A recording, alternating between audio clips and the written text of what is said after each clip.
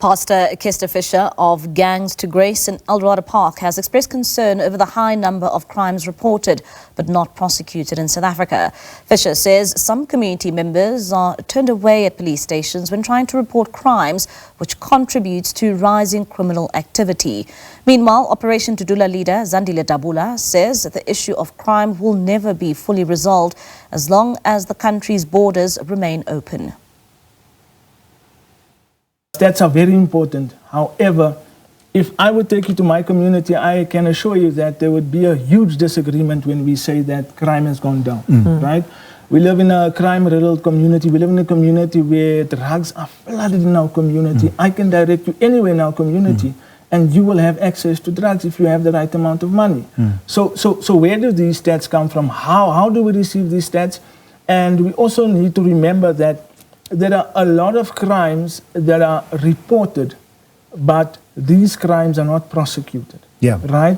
Some of our people in our communities are turned away from police stations because you'll find that in the charge offices, they're asked the question, so what happened? But because they don't have enough information, maybe in the moment, they are then turned away and said, you know what, we cannot go on. The biggest problem that we have in this country is the porous borders. You know, no matter how many times we can try and resolve crime, as long as our borders are opened, we don't know who's coming in and out. The issue of illegal mining, it's a contributing factor. I mean, we have foreign crime that, I'm not saying that South Africans do not commit crime, but now we are facing crime that we've never seen before. The human trafficking and kids losing their body parts. Now you know that when your child is missing, by the time you get your child, it's either they're missing their body parts or they unalived. Drugs.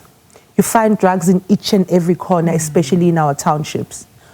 30 years later, when we're supposed to be celebrating that, freedom and all that, we're still facing issues like this. There is no political will to deal with crime. And, you know, our police officers, corruption is the order of the day.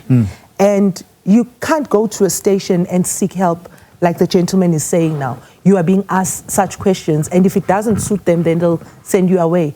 We, as Operation Dudula, have become private investigators because crimes are now reported to us because they feel unsafe going to the stations. They'd rather come to us and get help from us. But we, too, don't get enough help from the people that are supposed to be combating crime in our communities.